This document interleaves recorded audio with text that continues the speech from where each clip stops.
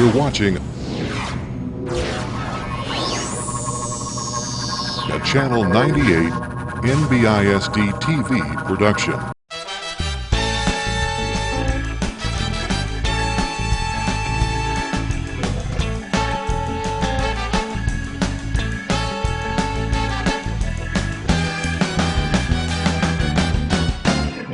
Hey out there in TV land, welcome to Deja Vu. It's Algebra 2. As always, I'm your host, Kevin Corpy. Today we got lesson 21, and we're going to be talking about something entirely different from the last few episodes where we've been doing exponentials and logs.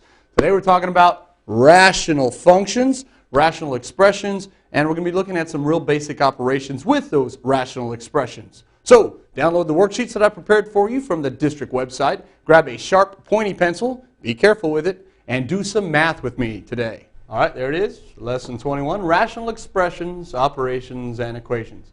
Now, before we talk about rational expressions, we need to review what a rational number is. So remember from a previous math class, a rational number is nothing more than the quotient of two integers. So here's some example of rational numbers. We've got the rational number 4/6, which we know can be simplified to 2/3. We can divide out the common factors of 2. Both of those are actually rational numbers because 4 is an integer and 6 is an integer, and this is a quotient of two integers. -1/5 is another rational number. You can think of it as -1 over +5 or 1 over -5. Both cases, they're going to be integers. Here's another rational number that doesn't appear to be a fraction. It's 1.5. 1.5 can be written as 3/2, or 3 divided by 2. So if it doesn't appear to be a rational number, remember if we can write it as a quotient of two integers, it still is. Here's 1.33333 repeating decimal. Okay, that is equivalent to 1/3. And 1/3 is actually an exact answer. This one goes on forever. So 1/3 is a rational number.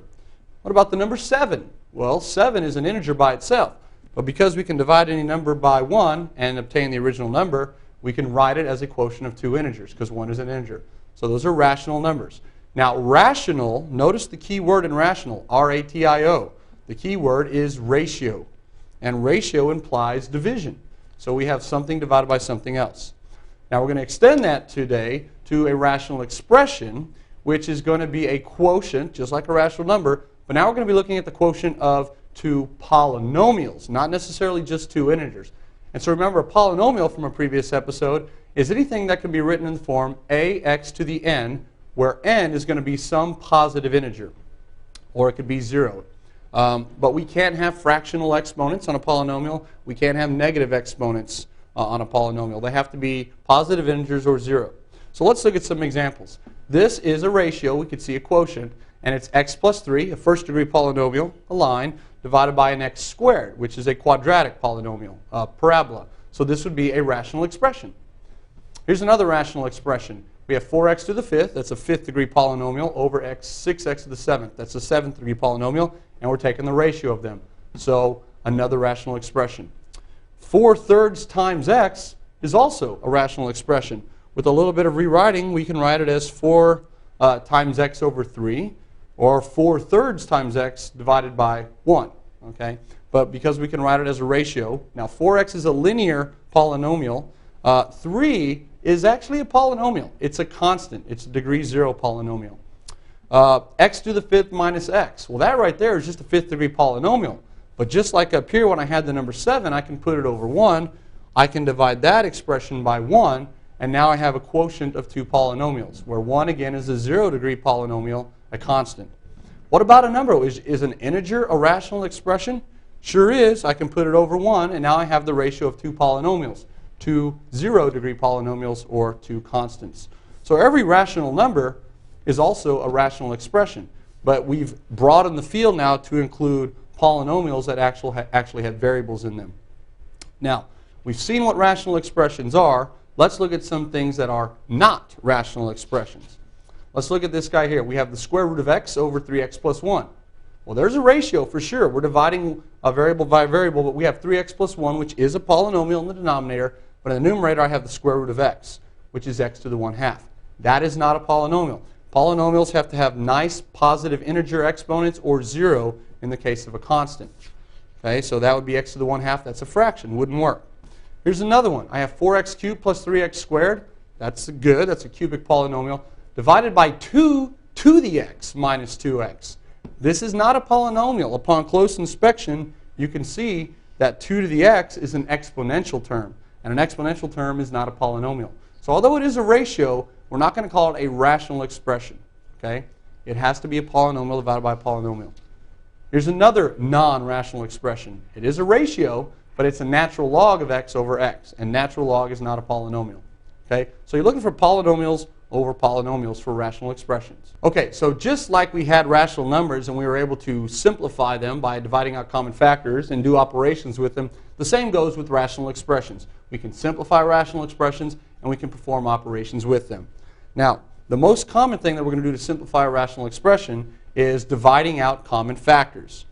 But we can't divide out common terms. And so it's real important from the very beginning here that you understand, again, the difference between a factor and a term. So let's review. A factor is a number or a variable that is multiplied or divided to another number or a variable in an expression.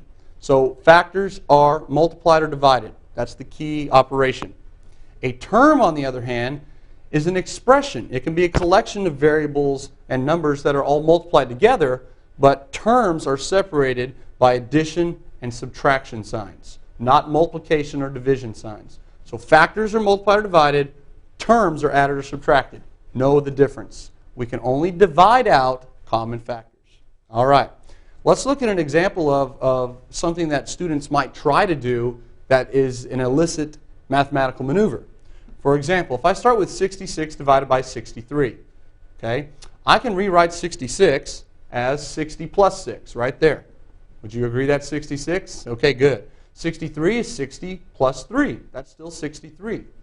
What students tend to do when they see something like this in a ratio, and I put this equal sign with a question or quotations there because we're going to see if it actually is. Students get excited because they see the same number stacked in top and in the bottom, and they'll have the tendency to divide it out, to get rid of it. And if we do that, we're left with positive 6 over positive 3, which we know 6 divided by 3 is 2. Well, here's a real quick, easy way to confirm whether it works or not. We started with 66 divided by 63, and we're saying now that that's equal to 2. Well, is 66, the numerator, twice as big as 63? Not hardly. It's not equal to 2. So we have just found a counterexample to this really shallow theorem that students try to use. It is, in fact, not equal. And that's because 60 and 6 are each terms in the numerator, and 60 and 3 are each terms in the denominator. So the 60s are common terms, and we can only divide out common factors. Now, if that had been 60 times 6 over 60 times 3, now we can divide out the 60s to get 1, because anything divided by itself is 1, and we can even do better than that. 6 divided by 3 is 2. And so in that case, it would be equal to 2. But 60 times 6 is not 66. It's 360. Okay? So common factors get divided out. Common terms do not. Got it? Very important. All right, let's take that rule now and we'll try to simplify this rational expression. I have 1, 2, 3, 4 terms. And I'm just going to go through and I'm going to try to simplify each term from left to right. So inch by inch, it's a cinch, right? I've got 5/15ths. Do they have any common factors? Well, yes, they have a common factor of 5. Now, you got to be careful here. 15 divided by 5 is 3, but we have it flipped. So it's 1/3, okay? Plus, I have x to the 5th over x squared.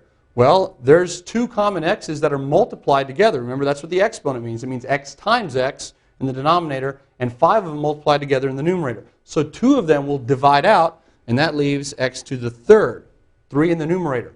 Now, the rule says when you're dividing and the bases are the same, you can subtract exponents. So 5 minus 2 is also 3. You can get it that way.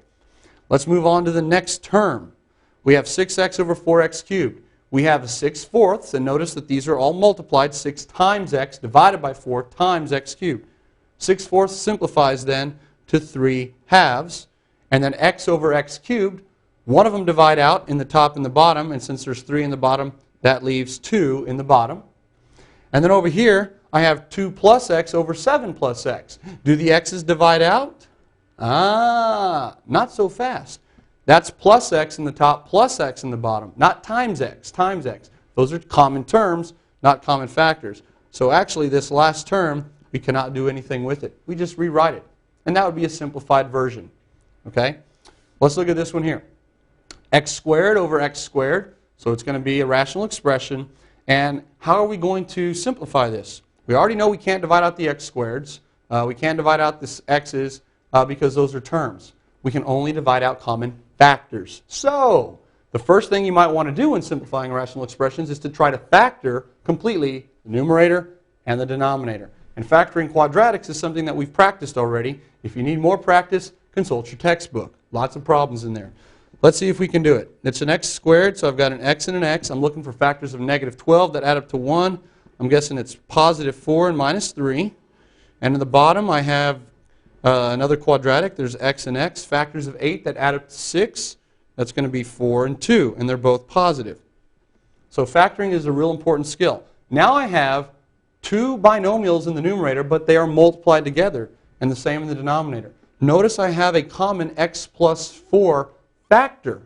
They are terms, but grouped together they're a single factor. So I can divide out that entire factor of x plus 4, and that, excuse me, that leaves me x minus 3 over x plus 2. And that would be the simplified version. Okay, so we know how to simplify rational expressions now. We've got to factor and then look for any common factors that divide out. Okay, now, rational expressions potentially have variables in the denominator.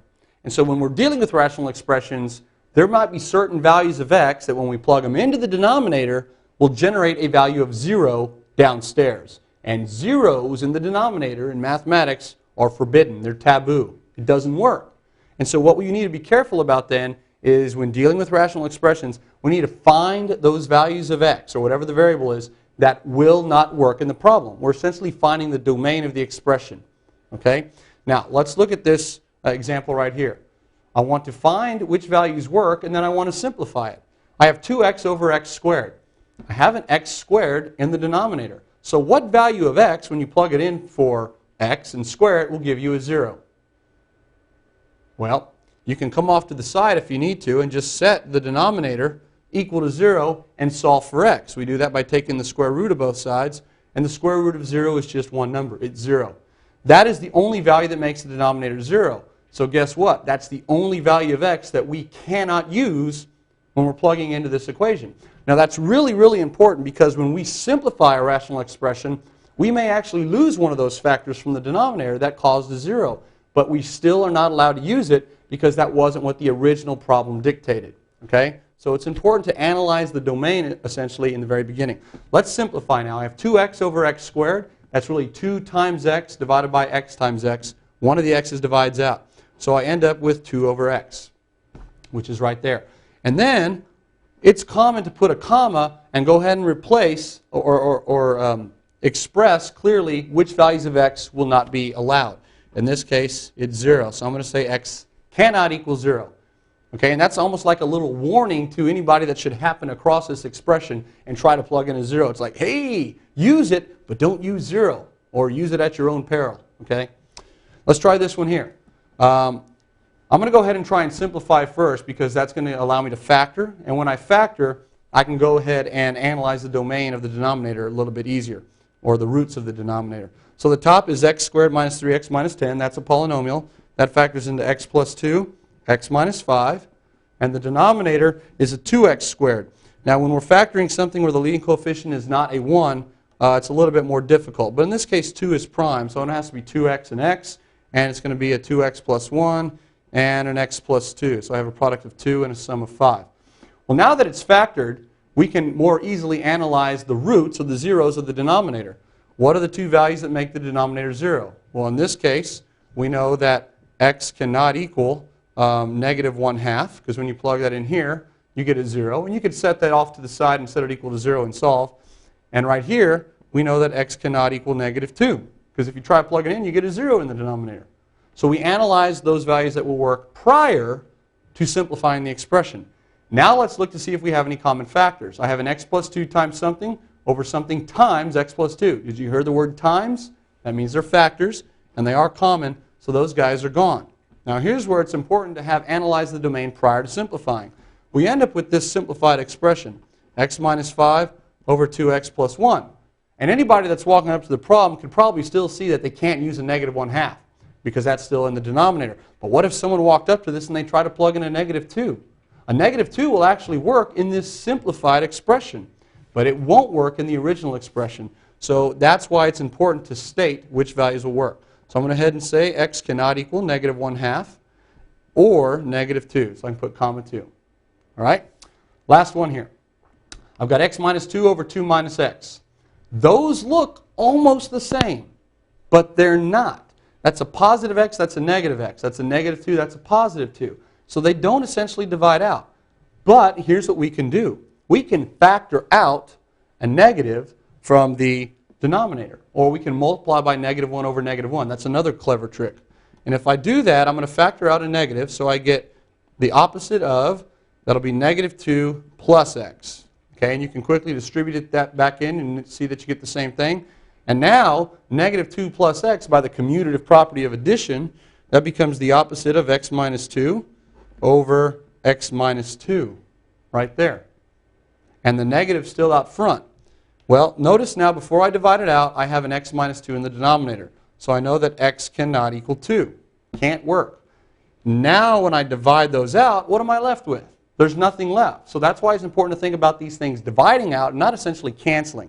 Division leaves you a 1. So I'm left with a negative 1. That's what it simplifies to.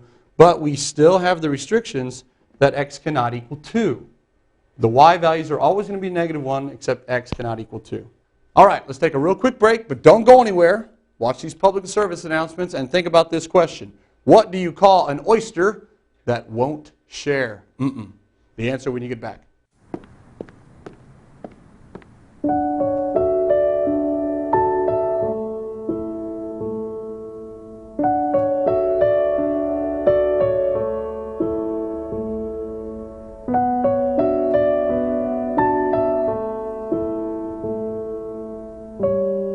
When you give up the ability to decide for yourself, you give up what makes you, you. Welcome back to Deja Vu. It's Algebra 2. I'm your host, Kevin Corpy, talking to you today about rational expressions and basic operations with them. Now, what do you call an oyster that will not share? A selfish shellfish. Let's do some math, shall we? Okay, so we've learned how to simplify these rational expression guys, and now what can we do with them? Well, we can combine them. And today we're going to look at operations involving multiplication of rational expressions and division. And on future shows, we'll look at addition and subtraction. That's a little bit more interesting. Okay, so let's go ahead and look at these examples, and we'll try to perform the indicated operation. So here we go. I have this rational expression, and notice they're all multiplied, and down here they're all multiplied. So notice there are y values in here now, but they're all raised to nice integer values. So this is still a rational expression. And then I have this one over here, and this dot in the middle means I'm multiplying them. So you can actually, if you wanted to, you can remove that dot and just extend that line all the way across, and now you just have a bunch of factors in the top and a bunch of factors in the bottom. And because they're all multiplied, we can start dividing out common factors from top to bottom because they are factors, not terms. So there's lots of different ways you can go about doing this. You can combine everything in the numerator, then the denominator, and then start dividing out, or you can start dividing out as you go. You just need to practice and figure out what works best for you. I think I'm going to go ahead and simplify the numbers from high to low. I have 3 divided by 2. That doesn't simplify, but I have 10 and 2. And since they're factors, even though they're not written next to each other, I can divide them out. 2 goes into itself 1 time. 2 goes into 10 5 times. So I'm left with a 5 up top. I'll do the same thing with my numbers here, 3 and 9. 3 goes into itself once, goes into 9 3 times. So I'm left with a 3 down there. And those are all my numbers. So here I go. I combine the numbers that are left, 5 times 1. I can multiply these together in any order. And in the bottom I have 3 times 1, so that's going to remain in the denominator. Now I can try to tackle the variables. I'm going to do this in 2 steps. I'm going to combine all my x's in the top and all my y's in the top, do the same in the bottom. I have x to the 5th times x to the 3rd. That's a total of 8 x's multiplied together. We add the exponents when the bases are the same. So that's going to be x to the 8th. And then I have y to the 3rd, y to the 4th multiplied together. That's going to be 3 plus 4, y to the 7th. So I have a total of 7 multiplied. In the bottom I have x cubed times x squared. That's x to the 3 plus 2, or x to the 5th. And then I have y to the 7th times y to the 5th. That's y to the 12th. Okay? Now what I can do from high to low is I can start dividing out the x's from top to bottom and the y's from top to bottom. So I have 5 over 3. I'll get my fraction ready. I have 8 x's in the top and 5 in the bottom. So there's more in the top. 5 of them divide out, leaving 8 minus 5, or 3 in the top, and none in the bottom. And here I have 7 y's in the top and 12 in the bottom, so there's more in the bottom. So there's 7 of them are going to cancel out, leaving 5 in the bottom. And there you go. We've combined all of our x's, we've combined all of our y's, and our numbers have no other common factors, so this right here would be a simplified expression. Okay? And notice in this case that y cannot equal what? 0. That's the only value when you raise to the 5th power will give you 0. So if you want to come off to the side, you should say, hey, by the way, guys, don't use 0. It's a nice little touch. All right, let's come over here. Again, we're multiplying, but this time we have terms. So the first thing I would do is add those terms into grouping symbols. So now they become binomial factors, the group itself. And in the bottom I have this and this. Well, in the bottom, notice I have 4x plus 20, x squared minus 9. It will be helpful to factor everything completely. On this last example, everything was already factored. But in this case, we could do a little bit more factoring. So that would be step 1 if it's not already factored. X minus 3 times x plus 5 all over 4x plus 20, which I can pull out of 4. That's x plus 5. And over here, x squared minus 9. That's x minus 3 times x plus 3. Okay? Now, again, this is where I want to analyze my domain before I divide out, which means over here, you're probably screaming at home at me, right? Y can't equal 0, but remember, I also had an x in the original one, so neither can x. Yeah, thanks for catching that at home. Back over here. X cannot equal negative 5, positive 3, or negative 3. Those are the 3 values that make 0. So that's okay. I know that. But now I can divide out any common factors. I have an x minus 3 divided by x minus 3. I have an x plus 5 divided by x plus 5. Those all divide out, leaving a 1 in their place. So what's left in the numerator now? Well, a 1. So I'm left with 1 over 4 times x plus 3. And if you want to leave it like that, that's fine. And we can write our little restrictions off to the side. Hey guys, don't use negative 5, 3, or negative 3. Those are the values up here that made it 0 before I simplified. All right. Let's look at a division problem now. Division is going to be done exactly the same way as multiplication. It just requires one additional step. And that's because division is the inverse operation of multiplication. So whenever we're dividing a rational expression, it's equivalent to multiplying by the reciprocal of the second factor. Dividing by a factor is the same as multiplying by the reciprocal.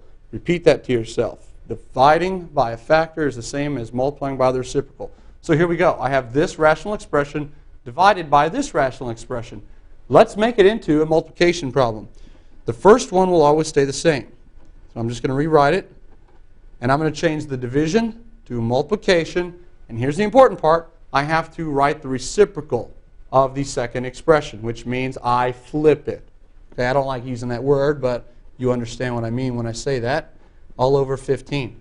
And now we've reduced this division problem to a multiplication. We've already learned how to do that. So let's go ahead and do that. I'm going to first look at my numbers like I did in the previous. And everything in this case is already completely factored. So the 8s divide out. 5 goes into itself once. It goes into 15 3 times. So that takes care of the numbers. Now, since I only have an x and a y on the top, nothing to combine, and an x and the y on the bottom, nothing to combine, I can actually start writing my final answer.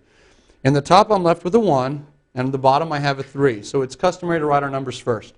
I have an x to the 4th in the top divided by an x squared. So 2 of them are going to divide out, leaving 2 in the top. X squared. I have y to the 5th in the top, y squared in the bottom. There's more in the top. 2 of them are going to divide out, leaving 5 minus 2, or 3 in the numerator. So your final answer is that, and we don't really need that 1 there anymore as a placeholder, so you can actually write it as x squared y cubed, and we always write our variables in alphabetical order if we have more than one of them multiplied together, and the coefficients go in front. So this would be a better version, and of course if we wanted to, we could say x and y can't be 0, because that makes the denominator 0. So there you go. Division is the same as multiplying by the reciprocal. Now we've got multiplication, and we can use our previous techniques. All right, now it's time for Deja Review. All right, today for Deja Review, we're going to review the skills that we've just learned, simplifying expressions and doing multiplication, but we're going to do it in a new context. We're going to do it in the context of solving rational equations, okay? So let's take a look at this one here. We're going to zoom in on example A. Notice I have a rational expression on the left-hand side of my equal sign. It's an x squared quadratic over an x to the first linear. Now it's equal to 14. The instructions are to solve. Whenever you're solving equations, this is where it's even more critical to analyze essentially the domain of the expression or figure out the values that will work and the ones that will not work. Because then you don't want to end up with this x at the end and it not working. But having forethought or pre-thought about which values will and will not work, you're more likely to discover that at the end. All right, so in this case I have x minus 5. So I'm already thinking before I start the problem, okay, self, x cannot equal 5. So if 5 happens to emerge as a solution, I know it will not work. And as long as my algebra is correct, anything that I do find that's not a 5 will work. Okay? You can always plug them back in and test them, and that's a good thing to do as well. So how do we solve rational expression or equations? Well, we do the same thing that we did when we were simplifying rational expressions. We try to factor everything first. X squared minus 25, that's a difference of squares. That's x minus 5, x plus 5, all over x minus 5. And that equals 14. Now we can divide out our common factors, x minus 5.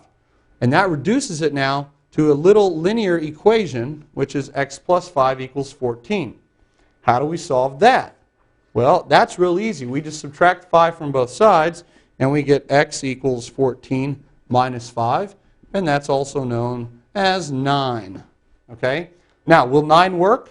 Our algebra was correct. We could plug it in. But more importantly, 9 is not 5. So it will work in terms of division by 0. It won't cause a division by 0. All right, let's look at this last example for the day. Again, a rational expression, a quadratic over a linear, and it's equal to 7.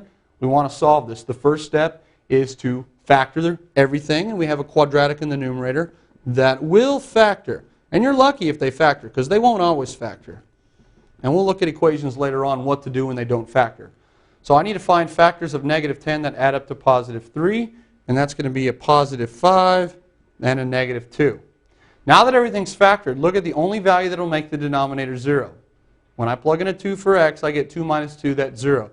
So right up here, I'm going to say x cannot equal 2. All right?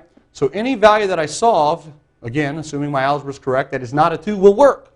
If I happen to get a 2, will not work. Let's go ahead and solve.